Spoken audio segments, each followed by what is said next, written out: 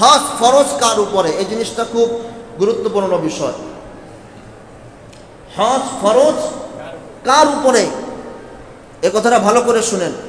হজ ফরজ ওই ব্যক্তির উপরে যার কাছে মক্কা মদিনা হজের যে বিধানগুলো আছে, হজের যে আহকামাতগুলো আছে, এগুলো পালন করার দৈহিক, শারীরিক, আর্থিক সামর্থ্য যার আছে, যাওয়া আসার ভাড়া যার আছে, আমি কিতাবের ভাষায় বলছি না, আমার ভাষায় বলছি, আর্থিক ভাড়া যার আছে এবং ওখানে যে কদিন থাকবে ওই কয়দিন থাকার কারণে পরিবারের যে ভরণ পোষণ আছে, এই ভরণ পোষণ দেওয়ার টাকা যার কাছে আছে, তার উপরে হজ ফরজ। তার উপরে কি ফরজ? হজ ফরজ। কথা বুঝছেন? বর্তমানে হজ করতে 7 থেকে 6 লাখ টাকা লাগে, 6.5 থেকে 7 লাখ।